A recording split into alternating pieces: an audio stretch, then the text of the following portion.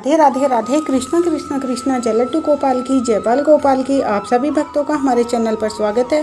Friends, आज की video में बात करेंगे, जिस घर में लड्डू गोपाल जी की इस तरह से सेवा होती है तो उस घर में किसी चीज़ की कभी कमी नहीं होती है। लड्डू गोपाल जी अपना आशीर्वाद हमेशा उस परिवार के ऊपर बनाए रखते हैं।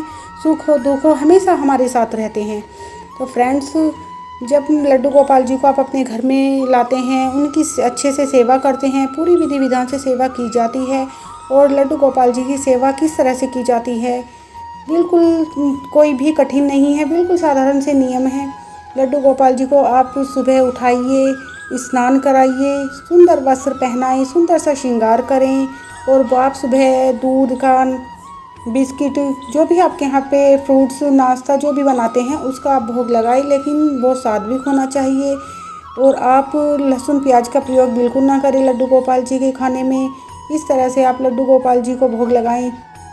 दोपहर में आप लड्डू गोपाल जी को खाने का भोग लगाइए। शाम के समय दूध चाय जो भी आप लेते हैं उसका भोग लगाइए। रात में आप खाने का भोग जरूर लड्डू गोपाल जी को लगाइए और रात में आप दूध पिलाकर दूध का भोग जरूर लड्डू गोपाल जी को लगाइए।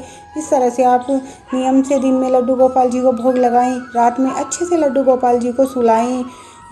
अच्छा सा बिस्तर हो, बेड हो, उस पर अच्छा सा आप बिस्तर लगाएं और अच्छे से लड्डू गोपाल जी को सुलाइए। लोरी सुनाकर सुला सकते हैं, कोई भी मंत्र सुनाकर सुला सकते हैं आप। और राधे राधे नाम लेकर आप लड्डू गोपाल जी को सुलाइए। आप लड्डू गोपाल जी के पास रात में पानी का गिलास भर के रखें या आप मिश्री रखें, कुछ भी आप खाने पीने की चीज़ लड्डू गोपाल जी के पास ज़रूर रखें रात में, क्योंकि वो बाल स्वरूप है, छोटे से लाला हैं तो उन्हें भी भूख लगती है। तो इसीलिए हमें ये लड्डू गोपाल जी का इस तरह से पूरा ध्यान रखना चाहिए, क्योंकि फ्रेंड्स वो बाल स्वरूप में हमारे घर होते हैं तो हमें उनकी बाल स्वरूप में ही सेवा करनी चाहिए। लड्डू गोपाल जी तो स्वयं प्रभु हमें सब कुछ देने वाले हैं। वो हमारा भाव होता है, भक्तों का भाव होता है अपने बाल गोपाल के प्रति। हम उनकी छोटी छोटी सी बातों का ध्यान रखें। और स्नान कराने का, सर्दी है तो आप गुनगुने पानी में स्नान कराएं, गर्मी है तो ज़्यादा ठंडा भी ना हो और नॉर्मल पानी में आप स्नान कराइए। आप कभी दही से मालिश कर दें, चंदन से मालिश कर दें, इस तरह से आप मालिश करें। लड्डू गोपाल जी की इत्र लगाएं लड्डू गोपाल जी को आप सुबह स्नान के बाद में, रात को सोते समय इत्र से मालिश कर दें।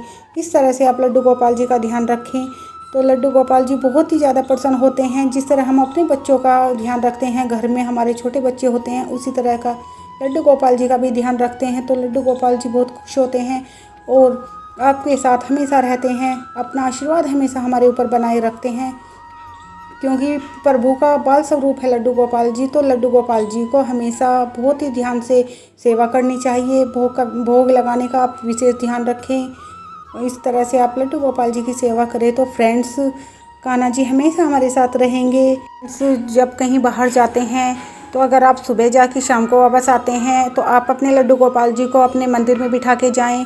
और अगर रात में आपको कहीं बाहर रुकना होता है और घर में कोई नहीं है सदस्य, तो आपको अपने लड्डू गोपाल जी को साथ लेके जाना चाहिए, क्योंकि उनको घर में अकेला नहीं छोड़ना चाहिए लड्डू गोपाल जी को।